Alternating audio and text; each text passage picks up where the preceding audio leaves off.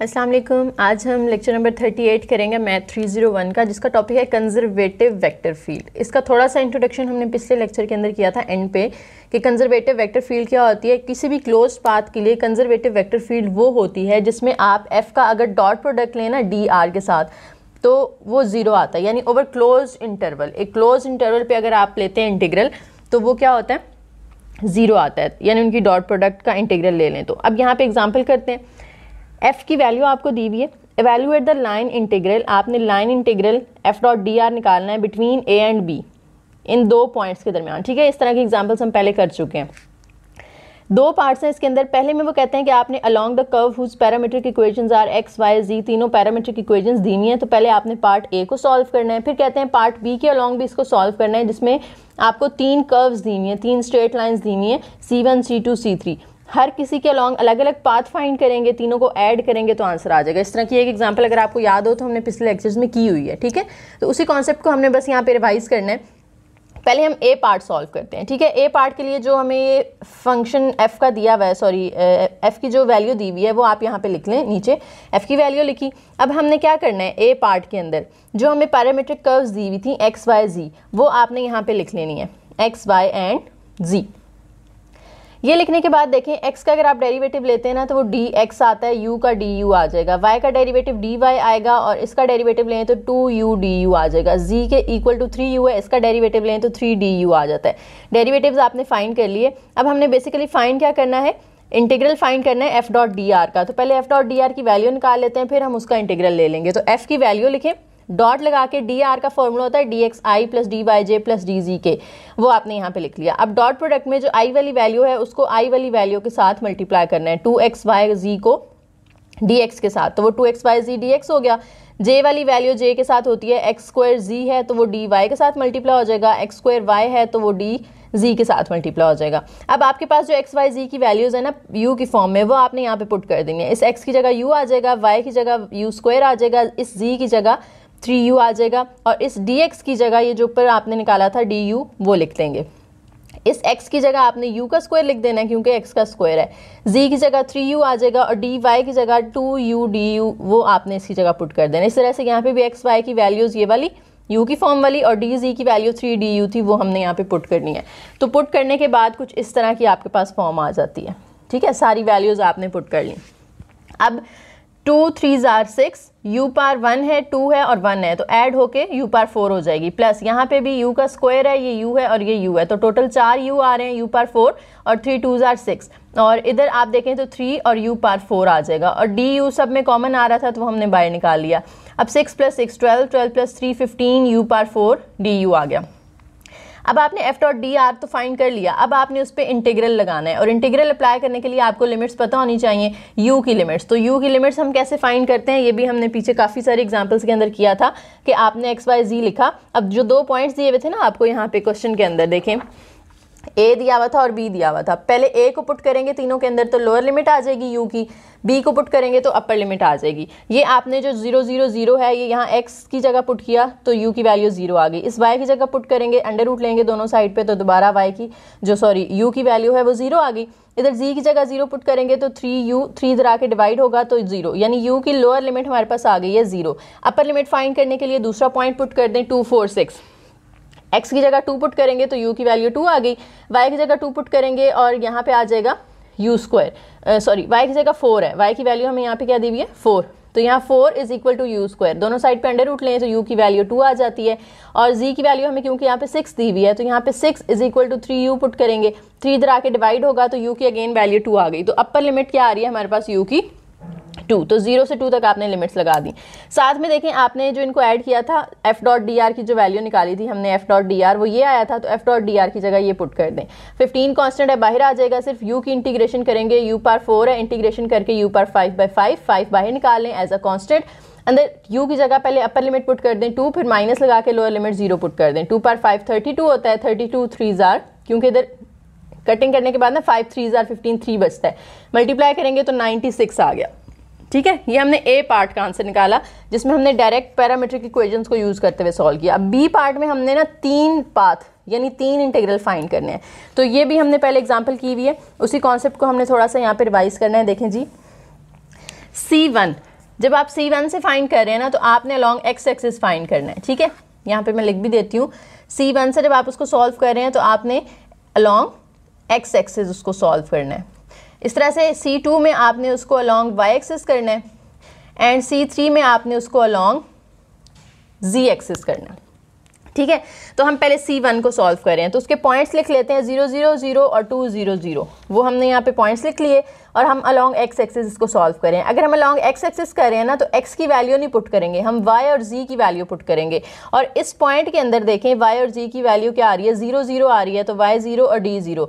इसका y का derivative लेंगे वो भी 0 आ जाएगा, z का डेरिवेटिव लेंगे तो वो भी 0 आ जाएगा। अब हमारे पास जो f डॉट डी आर था वो क्या था, पीछे हमने निकाला था ना पार्ट ए के अंदर, f डॉट डी आर ये हमने निकाला था। अब इन दोनों के साथ इंटीग्रल लगा दें तो ये हमारे पास f डॉट डी आर का इंटीग्रेशन के साथ फॉर्मूला आता है। इसके अंदर अब देखें dy और dz तो 0 है, तो यानी dy वाली वैल्यू और ये dz वाली वैल्यू ये दोनों तो 0 हो जाएंगी।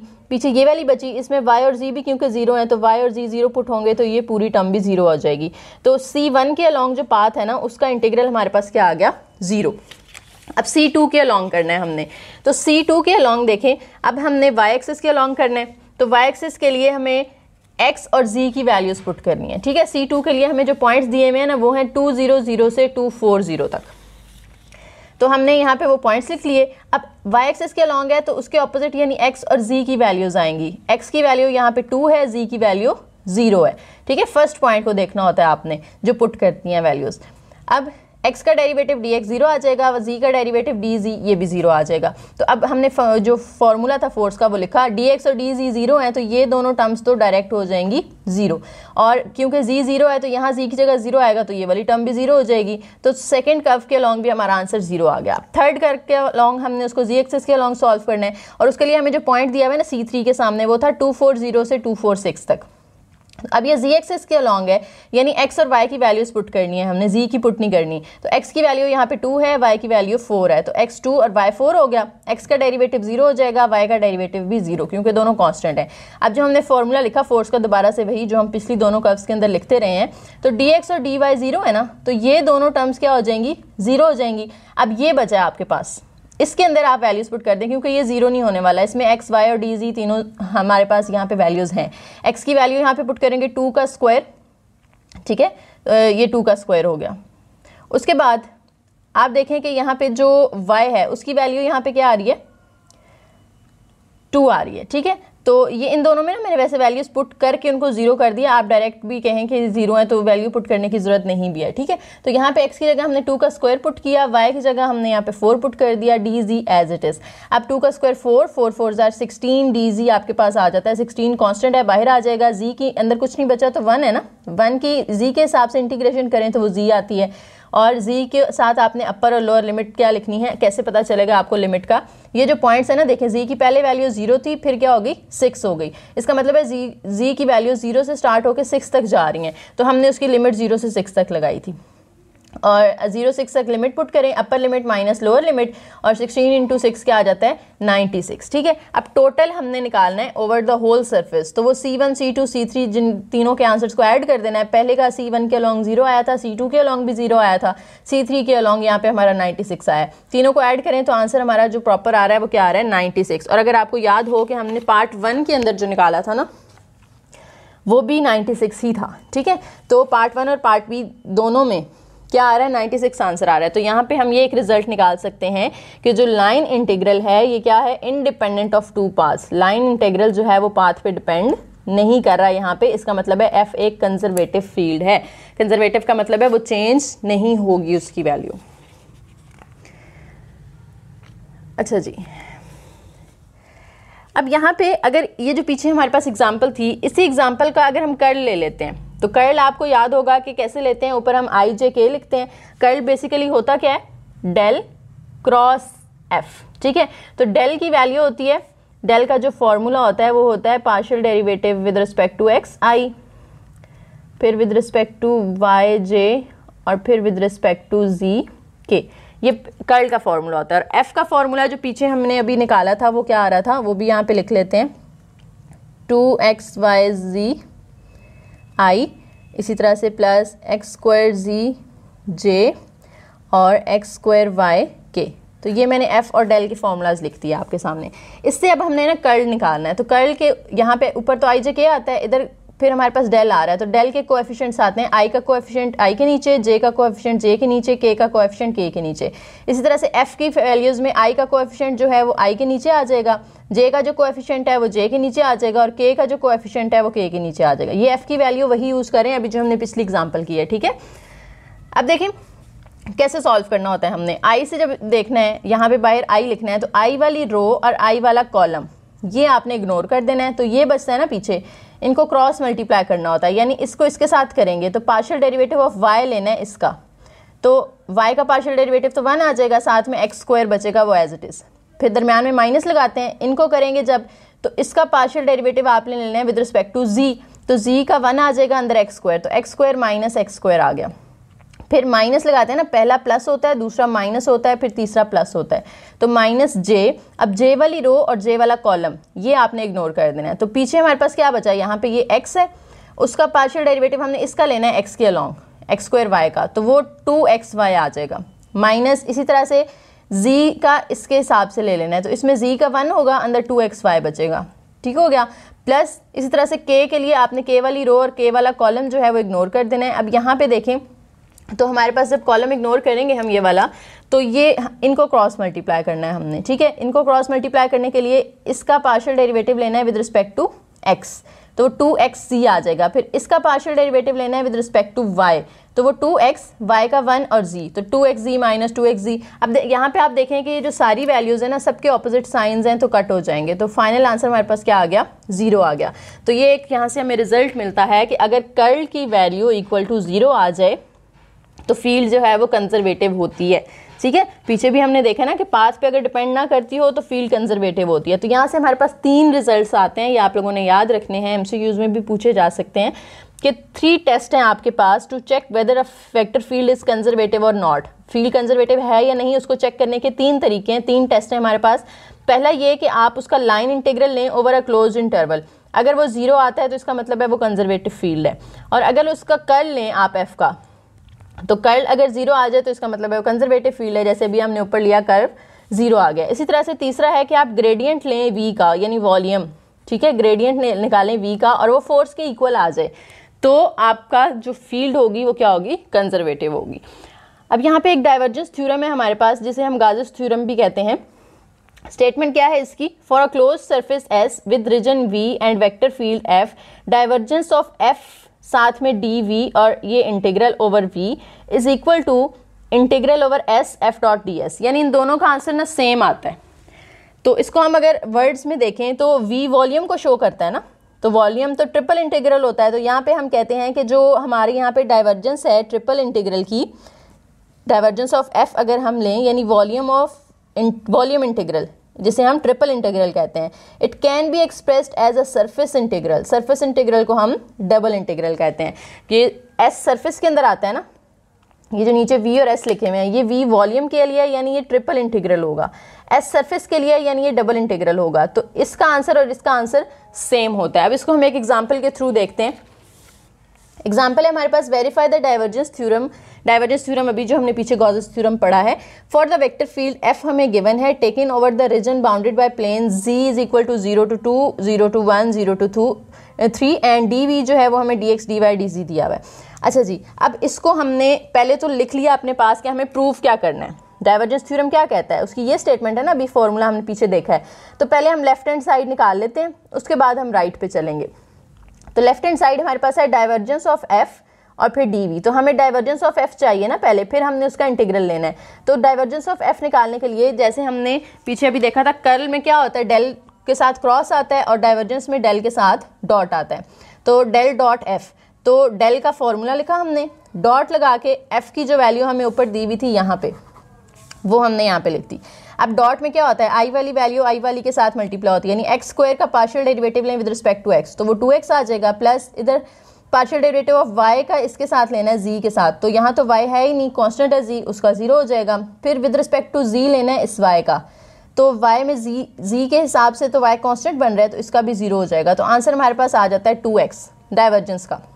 अब हमने इसके अंदर वैल्यूज पुट कर देनी है। डाइवर्जेंस ऑफ एफ की जगह क्या आ जाएगा 2x, ये साइड पे इंटीग्रल ऑफ v और dv ये एज इट इज। अब हमने देखा था कि वॉल्यूम जो है वो ट्रिपल इंटीग्रल होता है, तो हमने यहाँ पे ट्रिपल इंटीग्रल लगाया, साथ में dz dy dx लिख दिया। अब यहाँ पे आपने लिमिट्स भी लगानी है, तो लिमिट्स आपको ऊपर क्वेश्चन में गिवन है सारी, z की भी दी हुई है 0 से 2 तक, x की 0 से 1 तक, y की 0 से 3 तक। अब अंदर आपने dz लिखा है ना, तो जो सबसे अंदर वाली लिमिट होगी वो z की होंगी, दरमियान में y है तो दरमियान वाली y की होंगी, और सबसे बाहर x है तो बाहर वाली लिमिट्स x की होंगी, और x ही आपने सबसे बाहर रखना है। वैसे तो ऑर्डर मैटर नहीं करता, लेकिन अगर यहाँ पे आप देखें तो अगर आप x के अलावा कुछ और बाहर रखते हैं ना, तो x जो है वो शुरू में 0 हो जाएगा, ठीक है। तो इसलिए आपका आंसर 0 नहीं होना चाहिए, आपको एक वेल डिफाइंड नंबर लेकर आना है, तो हम x को बाहर रखेंगे यहाँ पे। अब देखें, आप पहले अंदर z है, ठीक है, तो ये z वाला जो है इसको आपने पहले इंटीग्रेट करना है, तो 0 1 0 3 ये तो वैसे ही रहेंगे, 2x भी वैसे ही रहेगा, अंदर कुछ नहीं है तो 1 होगा, 1 की इंटीग्रेशन करेंगे तो वो z आ जाएगी 2xz, और लिमिट 0 से 2 तक लगा दी। अब 2x इंटू इस z की जगह आपने पहले अपर लिमिट पुट की, माइनस लगा के लोअर लिमिट पुट कर दी, तो ये 2 2 जार यहाँ पे 4x हो जाएगा। अब 4x कांस्टेंट है, हमने with respect to y integration करनी है, तो y तो यहाँ पे नहीं आ रहा, तो इसका मतलब है 1 की इंटीग्रेशन y हो जाएगी 4x एज इट इज।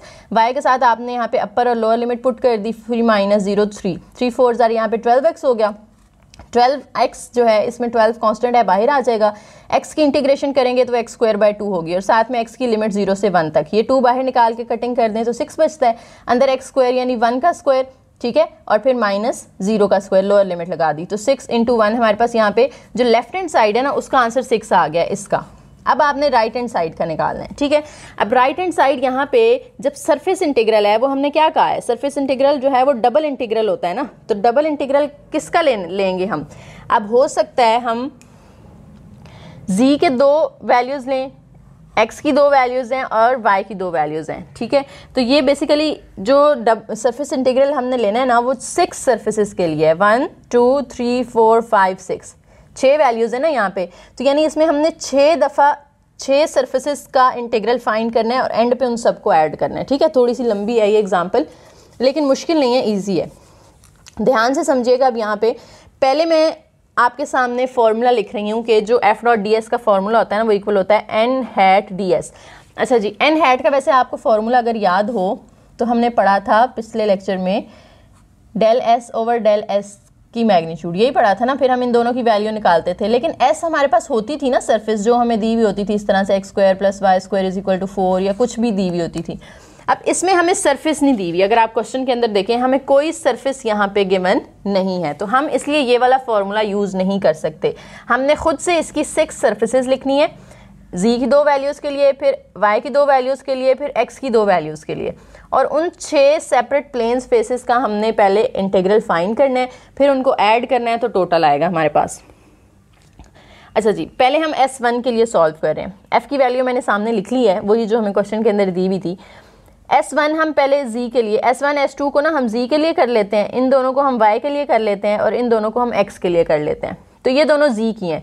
तो z की 2 वैल्यूज़ हमें दी हुई थी पीछे, एक z की वैल्यू 0, क्वेश्चन में आप देखें z की वैल्यू एक 0 और एक z की वैल्यू 2 दी हुई है, तो आप पहले z इज इक्वल टू 0 के लिए निकाल लें, और S2 जो है उसको आप z इज इक्वल टू 2 के लिए लिख लेंगे, ठीक हो गया। अब जब 0 है ना तो n हैट की वैल्यू आपने माइनस k लेनी है, z जो है उसके साथ यूनिट वेक्टर k आता है, y के साथ j आता है और x के साथ i आता है, तो z इज इक्वल टू 0 के लिए ना आप n हैट की वैल्यू माइनस k ले लें। जब z इज इक्वल टू 2 लेंगे तो उसमें n हैट की वैल्यू आप प्लस k लेंगे, ठीक है। इसी तरह से जब y इज इक्वल टू 0 लेंगे तो वो माइनस j होगा, y की कोई और वैल्यू होगी तो वो प्लस j हो जाएगा, x की वैल्यू 0 होगी तो वो माइनस i लेंगे हम n की वैल्यू, और अगर x की वैल्यू कुछ और है तो वो प्लस i आ जाएगा। तो हम यहाँ पे सॉल्व करें जी z के लिए, z इज इक्वल टू 0 है, इस फॉर्मूले के अंदर आप z को 0 पुट करें तो ये वाला फैक्टर 0 हो जाएगा, सिर्फ x square i plus y के बचेगा, वो हमने यहाँ पे लिख लिया।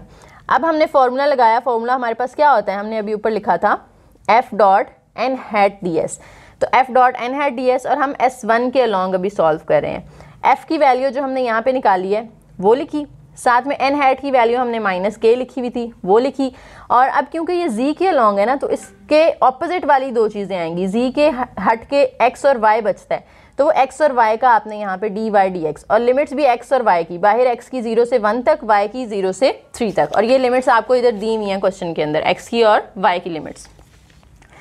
अब देखिए अंदर डॉट प्रोडक्ट लेनी है आपने इन दोनों की, ठीक है। तो i वाली वैल्यू i के साथ होती है, तो यहाँ तो i वाली वैल्यू नहीं है, तो i वाली वैल्यू क्या हो गई, 0 हो गई, ठीक है। j वाली वैल्यूज दोनों में ही नहीं है, वो भी 0 हो जाएंगी, और k की वैल्यूज दोनों में है, तो ये y इसके साथ कुछ नहीं है तो -1 होगा, y -1 के साथ मल्टीप्लाई होगा, -y आ गया, बाहर dy dx आ गया। अब आपने पहले अंदर ये y वाली इंटीग्रेशन जो है ना ये ओपन कर लेनी है। 0 से 1 तक x वैसे ही रहेगा, माइनस इसकी y की इंटीग्रेशन करेंगे तो y²/2, अपर लिमिट पुट करें, माइनस लगा के लोअर लिमिट पुट करें तो -9/2 आंसर आ जाता है। अब आप इसको x के हिसाब से इंटीग्रेट करें, अंदर कुछ नहीं है तो 1 की इंटीग्रेशन x हो जाएगी, अपर और लोअर लिमिट पुट करने के बाद आंसर आपके पास -9/2 S1 का आंसर आ गया, ठीक है। ये काम तो कोई मुश्किल नहीं है, ये जो बीच में हमने इंटीग्रेशन किया है ये तो आप लोगों को बहुत अच्छे से आता है। याद क्या रखना है आपने कि पहले z = 0 लिया है तो n हैट की वैल्यू -k ली है। अब सरफेस 2 के लिए आप z = 2 ले लें, ठीक है, क्योंकि हमें z की दो ही वैल्यूज यहाँ पे दी हुई थी, z = 0 और z = 2, तो ये हमने z = 2 दूसरी वैल्यू ले ली। अब ये बड़ी वैल्यू है 0 से, तो यहाँ पे आप k पॉजिटिव ले लें, n हैट = k। अब फंक्शन जो था हमारा ऊपर फॉर्मूला था फोर्स का ये वाला, इसके अंदर z की जगह 2 पुट करेंगे तो x² + 2j + yk, ये हमारे पास फोर्स बन गई। अब इस फॉर्मूला जो हमने ऊपर लिखा था वही हमने अब S2 के लिए फॉर्मूला लिख लेना है और इसके अंदर वैल्यूज पुट कर देनी है। f की वैल्यू पुट कर दें जो भी आपने ऊपर निकाली है, डॉट लगा के n हैट की वैल्यू पुट कर दें जो यहाँ पे हमने k लिखी है। डॉट प्रोडक्ट ले लें, i वाली कोई टर्म नहीं है तो 0 हो जाएगी, j वाली भी कोई टर्म नहीं है तो ये भी 0 हो जाएगी, k वाली यहाँ पे टर्म 1 है और यहाँ पे y है तो y 1 के साथ मल्टीप्लाई होकर y आ जाएगा, बाहर dy dx। अब अंदर y की इंटीग्रेशन कर लें, y²/2, इसमें लिमिट्स पुट करें, फिर x के हिसाब से इंटीग्रेशन करें और इसमें लिमिट्स पुट करके आंसर आपका +9/2 आ गया। अब g के लिए दोनों हमने कर ली हैं वैल्यूज, अब हमने ना y के लिए सॉल्व करना है इसको। S3 जो है और S4 इनको हम फॉर y सॉल्व करेंगे। एक दफ़ा y की वैल्यू 0 ले लें, एक दफ़ा y की वैल्यू दूसरी लिमिट जो हमें दी हुई है पीछे क्वेश्चन के अंदर 0 से 3 तक है ना, तो एक 0 ले लें एक 3 ले लें। 0 के लिए n = -j हो जाएगा और जो y = 3 है इसके लिए n = j हो जाएगा। अब फोर्स का जो फॉर्मूला था उसके अंदर आप क्या करें, y की वैल्यू 0 पुट करें। फोर्स का फॉर्मूला मैं आपके सामने रख देती हूँ, ये वाला जो हम यूज़ कर रहे हैं, इधर 0 आएगा तो ये तो ख़त्म हो जाएगी ना, x² + zj बचेगा, ठीक है। और दूसरा हमें y की वैल्यू 3 दी हुई है तो यहाँ 3 आएगा तो x² + zj + 3k, ये हमारे पास आ गई, ठीक है। दोनों मैं आपको साथ साथ करवा देती हूँ। तो हमने फोर्स की लिख ली वैल्यूज़। अब इसके अंदर f.n हैट और ds3, क्योंकि हम S3 के लिए सॉल्व करें तो हमने f की जो वैल्यू निकाली है वो लिखें, डॉट लगा के n हैट की वैल्यू हमने -j लिखी थी वो लिख ली। यहाँ पे i वाली वैल्यू है, यहाँ पे नहीं है तो i वाली वैल्यू तो 0 हो गई, j की वैल्यू यहाँ पे z है और यहाँ पे -1 है तो वो -z हो जाएगी, k की दोनों नहीं है तो वो लिखने की ज़रूरत नहीं है, वो 0 हो गई है। अब z की आप पहले अंदर इंटीग्रेशन कर लें, ठीक है। और यहाँ पे देखें आप y के लिए सॉल्व कर रहे हैं ना, तो x और z की लिमिट्स आएंगी, बाहर भी dx और dz आएंगे, ठीक है। तो x की लिमिट्स और z की लिमिट्स हमने लिखनी। पहले हम इसको z के हिसाब से इंटीग्रेट करेंगे, उसमें अपर और लोअर लिमिट पुट कर देंगे, फिर आपका जो आंसर आएगा उसको आपने x के हिसाब से इंटीग्रेट करना है और उसके अंदर आपने अपर और लोअर लिमिट पुट कर देनी है, तो आंसर हमारा -2 आ गया। इसी तरह से नीचे भी आपने यही काम करना है, ठीक है। f.n हैट ds4, अब आप S4 के लिए कर रहे हैं ना, y और n हैट और f तो मैंने समझा दिया आपको। अब यहाँ पे f और n हैट की वैल्यू पुट करें, दोनों में डॉट प्रोडक्ट ले लें तो i और k वाली टर्म 0 हो जाएगी क्योंकि यहाँ पे सिर्फ j है, तो j की टर्म इस z के साथ मल्टीप्लाई होकर z आ गई और आपने लिमिट्स भी किसकी लगा दी, x और z की। अंदर पहले z के हिसाब से इंटीग्रेशन होगी, अपर लोअर लिमिट पुट करें, फिर आपने क्या करना है यहाँ पे x के हिसाब से इंटीग्रेशन करनी है, उसमें भी अपर और लोअर लिमिट पुट कर दें तो आंसर हमारा 2 आ गया। तो S4 तक अब हमने कर लिया, यानी x की भी दोनों टर्म्स हो गई, सॉरी z की भी दोनों टर्म्स हो गई और y की भी दोनों टर्म्स हो गई। अब x की दोनों की बारी है। x की दो वैल्यूज हमें कौन कौन सी दी हुई थी, x = 0 और x = 1। तो आपने अब क्या करना है, S5 लिखना है फॉर x और जो S6 होगा वो भी फॉर x होगा। x की वैल्यू एक दफ़ा 0 ले लें, एक दफ़ा x की वैल्यू 1 ले लें। जब 0 है तो n हैट -i के इक्वल होगा, जब x 1 है तो n हैट जो है वो +i के इक्वल होगा। f की वैल्यू जो फॉर्मूला था वो हमने लिखा, इसके अंदर अब क्योंकि x 0 है तो यहाँ 0 आएगा तो सिर्फ z और y की वैल्यू बचेगी, वो हमने यहाँ f की वैल्यू लिखी, डॉट लगा के n हैट जो था वो -i था वो लिखा। अब i वाली कोई टर्म नहीं है इसके अंदर तो वो 0 हो जाएगी, इससे मल्टीप्लाई हो गए। अब यहाँ पे j वाली है लेकिन इधर नहीं है तो वो भी 0 हो गई, k वाली यहाँ है लेकिन यहाँ नहीं है तो वो भी 0 हो गई। तो फाइनल आंसर हमारा क्या आ गया? 0। S6 में देखें, आपने जो ऊपर फोर्स का फॉर्मूला था उसके अंदर अब x की जगह क्या पुट करना है? 1 पुट करना है। तो यहाँ पे 1i plus ZJ plus YK ये आ गया हमारे पास, और n हैट जो है वो प्लस i के इक्वल है। तो यहाँ पे हमने f के अंदर उसकी वैल्यू लिखी, ds के साथ जो n हैट है उसमें ये i की वैल्यू लिखी, और ds की जगह अब आपने dy dz कर देना है, क्योंकि ये x है ना, तो x के अलावा कौन कौन से दो होते हैं? y और z होते हैं, उनका आपने यहाँ पे dy dz लिखा, और लिमिट्स भी बाहर dz और y की आपने लिमिट्स लगा देनी है। 1 की इंटीग्रेशन पहले अंदर हमने y रखा हुआ है, तो विद रिस्पेक्ट टू y इसकी इंटीग्रेशन करेंगे तो 1 की y आ जाएगी, अपर और लोअर लिमिट साथ में आपने पुट कर देनी है। फिर जो बचेगा उसकी आपने with respect to z integration करनी है, इसमें भी अपर और लोअर लिमिट पुट कर दें तो आंसर हमारा 6 आ जाता है। अब हमने टोटल इंटीग्रेशन यानी जो होल सरफेस है ना उसका फाइंड करना है, तो जो टोटल है वो किसके इक्वल होगा? इन 6 सरफेसेस का सम। फर्स्ट S1 का आंसर लिखें, प्लस S2 का आंसर लिखें, फिर S3 का आंसर, फिर S4 का, S5 और S6 सबके आंसर जब आप ऐड करेंगे तो ये दोनों ऑपोजिट साइंस हैं, ये भी ऑपोजिट साइंस हैं, कैंसिल हो जाएंगे तो सिर्फ हमारे पास यहाँ पे 6 बचता है।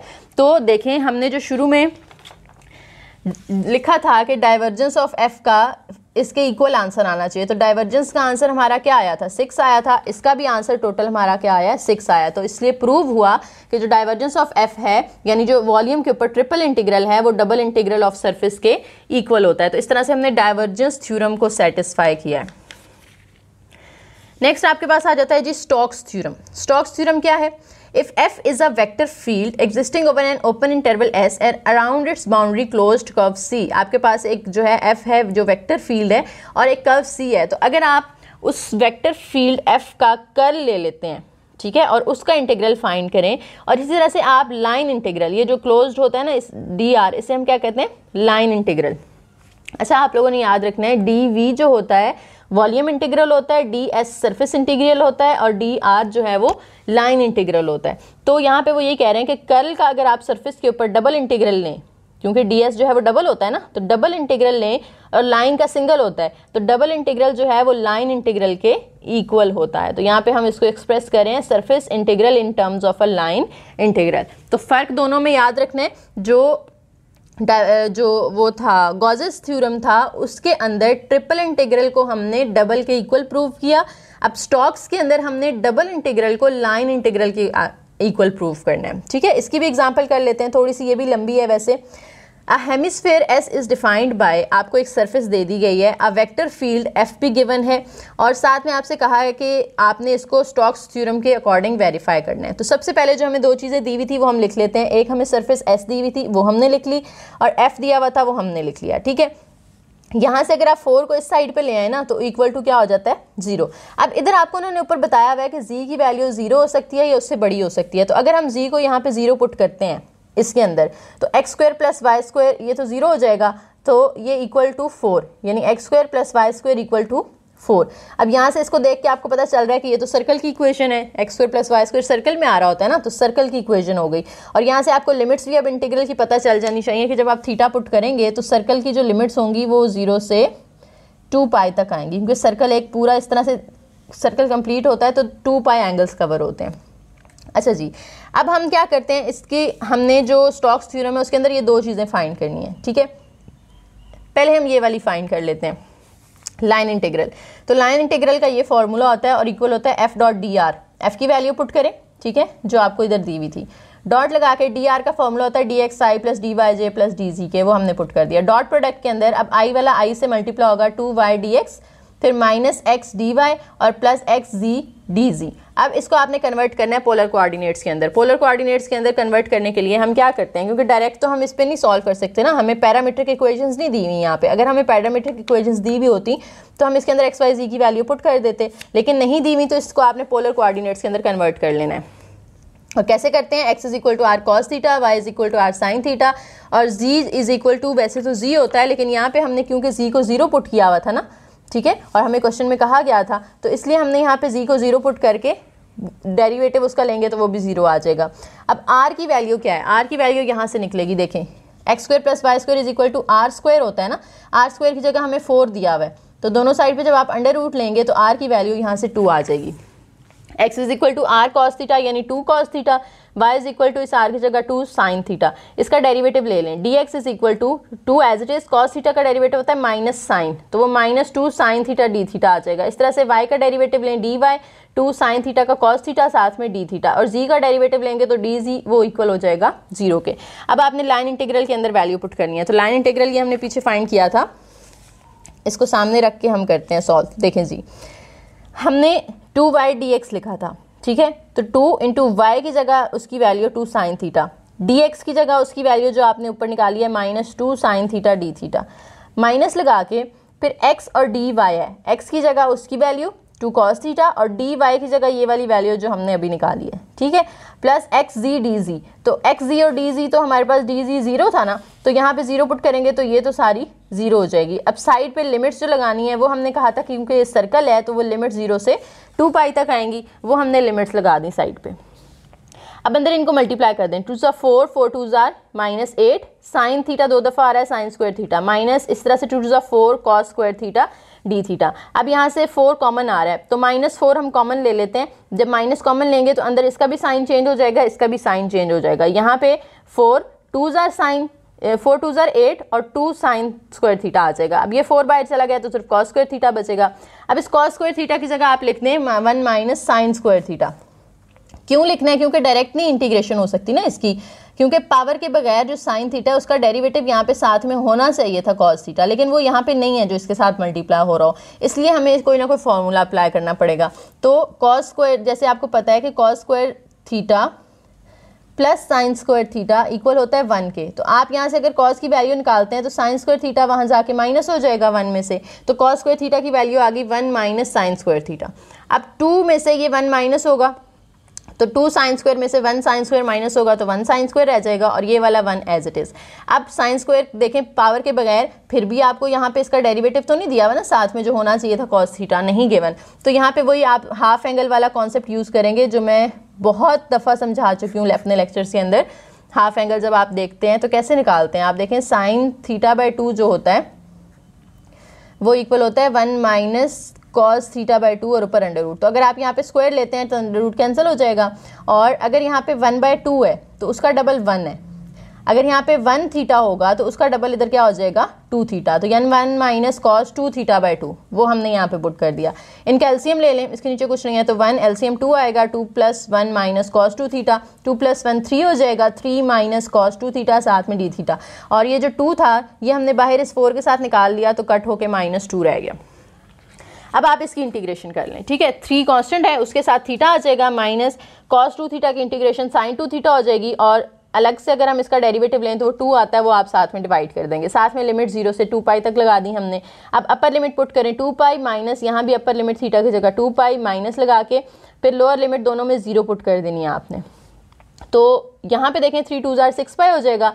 साइन 2 पाई जो होता है वो क्या होता है 0 होता है, तो साइन 2 2 4 पाई वो भी 0 ही होगा, यानी आप उसको कन्वर्ट भी कर सकते हैं, जैसे यहाँ पे मैंने लिख दिया ना सामने 180 बाई पाई से मल्टीप्लाई करके जो भी आंसर आएगा उसका आपने कैलकुलेटर से साइन ले लेना है तो वो आपको 0 ही आंसर देगा, ठीक है। तो 0 ओवर समथिंग 0, 3 इंटू 0 0 और साइन 0 0 होता है तो ये सारा भी 0 हो गया, यानी ये तीनों टर्म 0 हो गए, सिर्फ ये बचेगा 3 2 6, 6 को हम इससे मल्टीप्लाई करेंगे तो -12 पाई आ गया।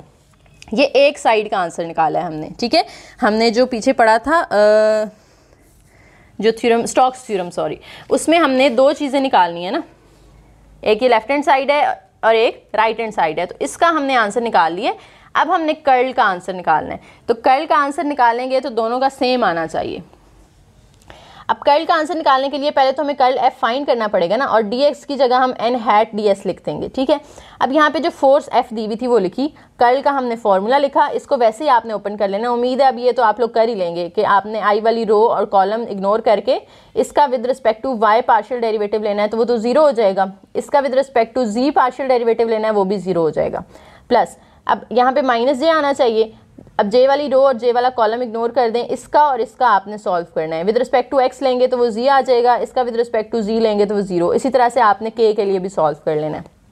i वाली टर्म 0 हो गई, j वाली हो जाएगी -zj और इसको करेंगे तो -3k हो जाएगा। अब आप देखें यहाँ पे ये तो आपके पास वैल्यू आ गई कर्ल f की, कर्ल f की, और साथ में हमें n हैट ds भी तो निकालना है ना, एन हैट पीछे आपको पिछली एग्जाम्पल में जब सरफेस नहीं दी हुई थी, यानी एस की वैल्यू नहीं दी हुई थी, तो फिर आपने S1, S2, S3, S4 और 6 तक गए हैं, ठीक है। लेकिन यहाँ पे तो आपको S दिया हुआ है ना, तो आप उसका फॉर्मूला लिखेंगे del S over del S का मैग्नीट्यूड।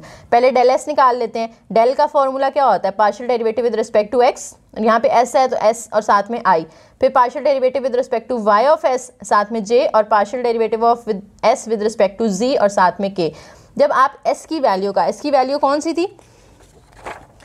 ये हमें S की वैल्यू क्वेश्चन के अंदर दी हुई थी, ठीक है। पहले इसका with respect to x partial derivative लेंगे वो 2x आ जाएगा, विद रिस्पेक्ट टू y लेंगे वो 2y आ जाएगा, विद रिस्पेक्ट टू z लेंगे वो 2z आ जाएगा। तो 2x 2y 2z, और साथ में तीनों के साथ i j k भी हमने लगा दिया। अब दूसरी चीज़ हमें चाहिए इसकी मैग्नीट्यूड। तो मैग्नीट्यूड के अंदर क्या होता है?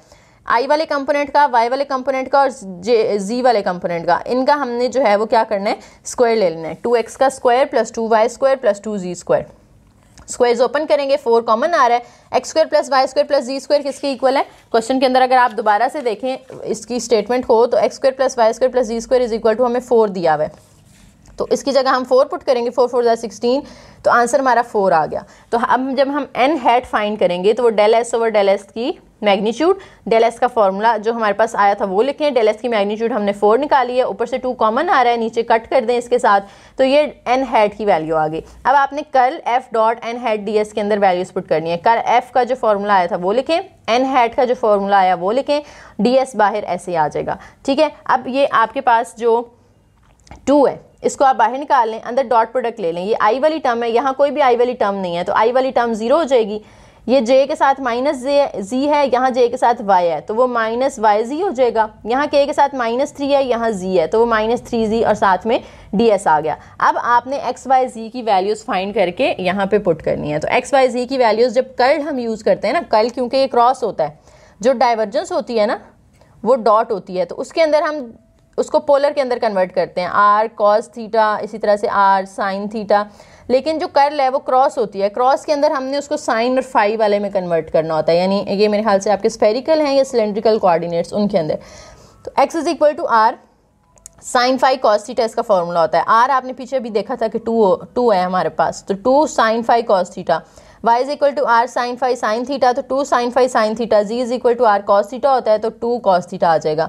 और जो ds है उसका फॉर्मूला होता है r square sine phi d phi d theta. अब r की वैल्यू 2 है, तो आर स्क्वायर की 2 का स्क्वायर 4 हो जाएगा, 4 sine phi d theta d phi. तो ये हमने सारी वैल्यूज़ निकाल ली हैं। अब इसके अंदर हम पुट करेंगे y और z की जगह, ये y की वैल्यू है, ये z की वैल्यू है, इन दोनों की जगह पुट हो जाएगी। -3 इंटू जी की जगह ये वाली वैल्यू पुट हो जाएगी, और ds की जगह ये वाली वैल्यू पुट हो जाएगी। तो ये सारी वैल्यूज़ हमने यहाँ पे जी पुट कर दी हैं, ठीक है। अब यहाँ पे जो वैल्यूज़ पुट करने के बाद देखें 2 2s are 4। अच्छा ये मैं आपको एक दफ़ा बता भी देती हूँ कि कैसे पुट हुई हैं, फिर आप लोग कन्फ्यूज़ ना हो जाएं। देखें जी, किसके अंदर पुट करना है? हमने इसके अंदर पुट करना है। ये जो हमने कर्ल एफ का फॉर्मूला निकाला था ना, इसके अंदर 1/2 एज इट इज़। अब ये माइनस वाई है, तो वाई की जगह आ जाएगा 2 साइन फाई साइन थीटा, तो वो 2 साइन फाई साइन थीटा। जी इसके साथ मल्टीप्लाई हो रहा है और वो 2 कॉस थीटा है, तो साथ ही हमने मल्टीप्लाई करके 2 कॉस थीटा लिख दिया, ठीक है। फिर दरमियान में माइनस है, फिर 3 के साथ जी है, तो -3 डॉट लगा के जी की वैल्यू 2 cos फाई थी वो हमने लिख ली। ds को फिलहाल मैंने वैसे ही कर दिया, नेक्स्ट स्टेप में उसकी वैल्यू पुट कर दें। ds की वैल्यू हमने यहाँ पे अभी नीचे निकाली है 4 sine phi d theta d phi, तो वो 4 साइन फाई डी थीटा हमने पुट कर दिया। अब आप यहाँ से इसको सॉल्व करें। देखें जी, -2 और 2 ये -4 हो जाएगा, sine theta sine phi cos theta, फिर 3 2s are 6 cos फाई, ये आपके पास आंसर आ गया। अब इनमें से देखें, दोनों में से 2 कॉमन आ रहा है, तो 2 आप यहाँ पे कॉमन ले लें, ठीक है। ये 2 आपने कॉमन लिया, बाहर 1/2 पहले से था, ये -2 आप कॉमन ले लें, अंदर साइन क्या हो जाएंगे? चेंज हो जाएंगे, और यहाँ पे 2 बचेगा, यहाँ पे 3 बचेगा, बाकी जो वैल्यूज़ हैं वो एज इट इज़। और ये जो साइन फाई है इसको आप अंदर मल्टीप्लाई कर दें, यहाँ पे साइन फाई ये एक है और एक ये आएगा, तो साइन का स्क्वायर फाई हो जाएगा, sine theta as it is, cos phi भी एज इट इज़। यहाँ पे प्लस हो जाएगा क्योंकि -2 तो कॉमन ले लिया ना आपने, 2 3s are 6 होता है, तो 3 आ गया। ये साइन फाई अंदर मल्टीप्लाई होगा, तो साइन फाई कॉस फाई, और ये जो 4 था उसको भी मैंने यहाँ पे बाहर निकाल लिया, ठीक है। ये तो कट हो गए, तो -4 बचा सिर्फ हमारे पास। अंदर अगर हम देखें तो हमने लिमिट्स लगानी है अब यहाँ पे, ठीक है। लिमिट्स कैसे लगानी है? देखें, हमारे पास 0 से 2 पाई तक तो थीटा की लिमिट्स आ जाएंगी ना, वो हमने पीछे देखा है, अभी हमने इसके लेफ्ट हैंड साइड में भी पुट की, राइट हैंड साइड में भी यही पुट की थी, थीटा की लिमिट 0 से पाई तक, क्योंकि वो सर्कल बना रही हैं। और जो फाई है वो हमें देखें यहाँ पे सरफेस से बन रहा है ना, फाई सरफेस से बन रहा है। सरफेस के अंदर हमें बताया गया है कि जी की वैल्यू जो है वो 0 से बड़ी है, यानी ये फर्स्ट ऑक्टेंट के अंदर होगी। और फर्स्ट ऑक्टेंट के अंदर एंगल जो होता है ना वो हमारा 0 से 90 तक होता है, 0 से π/2 तक। तो फाई की जो लिमिट्स हैं वो 0 से π/2 तक आ जाएंगी, अंदर ये टर्म वैसे ही आ जाएगी। अब देखें यहाँ पे आपने इसकी इंटीग्रेशन करनी है, 2 as it is sine square phi है, तो पावर के बगैर साइन थीटा का डेरिवेटिव साथ में हमें कॉस दिया हुआ है ना, साइन फाई का डेरिवेटिव कॉस फाई गिवन है, तो इसकी इंटीग्रेशन हो जाएगी पावर रूल के अकॉर्डिंग साइन पावर 3 और नीचे 3। ये साइन थीटा कांस्टेंट था, ये बाहर वैसे ही आ गया, और ये जो साथ में इसका डेरिवेटिव था ये खत्म हो जाएगा, इस कांस्टेंट बन जाता है ये, प्लस 3 एज इट इज। यहाँ पे साइन फाई का डेरिवेटिव साथ में कॉस फाई दिया हुआ है, तो ये तो कांस्टेंट बन गया, और साइन थीटा का साइन स्क्वायर θ/2 इंटीग्रेशन कर ली हमने, बाहर अब सिर्फ डी थीटा रह गया, और लिमिट्स हमने फाई की 0 से π/2 तक लगा दी। अब इसके अंदर आप लिमिट्स पुट कर दें, फाई की जगह पे अपर लिमिट पहले दोनों में 90 पुट की, फिर लोअर लिमिट 0 पुट करेंगे, तो साइन 0 0 होता है, तो ये दोनों टर्म 0 हो रही थी, वो मैंने डायरेक्ट 0 कर दिया। अब इसके बाद आप यहाँ पे देखें कि साइन 90 1 होता है, तो 1 का क्यूब 1 ही आएगा, 2 साइन θ/3 बचा, प्लस यहाँ पे भी साइन 90 1 होता है, 1 का स्क्वायर 1 ही रहेगा, 3 × 1/2, तो वो 3/2 आ गया। अब आपने इसको इंटीग्रेट करना है विद रिस्पेक्ट टू थीटा, तो 2/3 as it is, sine theta का डेरिवेटिव इंटीग्रेशन होती है माइनस कॉस थीटा, तो माइनस कॉस थीटा लगा दिया हमने, प्लस 3/2 एज इट इज, अंदर 1 होगा, 1 की इंटीग्रेशन क्या हो जाएगी, थीटा हो जाएगी। अब यहाँ पे आप देखें तो -4 बाहर वाला एज इट इज, थीटा की जगह अपर लिमिट पुट कर दें 2 पाई, दोनों थीटा की जगह, फिर लोअर लिमिट पुट कर दें 0, तो -2/3 cos 2 पाई जो है वो क्या होता है 1 होता है, तो 1 इससे मल्टीप्लाई होकर -2/3 बचेगा, यहाँ पे 2 और 2 तो कैंसिल हो गया, तो ये सिर्फ 3 पाई बचेगा, ये माइनस माइनस अब क्या हो जाएगा प्लस, और 2 cos 0 1 होता है, तो ये 2/3, और यहाँ पे तो ये 0 हो जाएगा। अब -2/3 प्लस 2/3 से कैंसिल, 3 पाई -4 से मल्टीप्लाई होगा तो -12 पाई आ गया। तो यहाँ से हमने प्रूव कर दिया कि कर्ल और ये जो लाइन इंटीग्रल है दोनों का आंसर सेम आ रहा है, उसका भी -12 पाई आया था और इसका भी -12 पाई ही आया।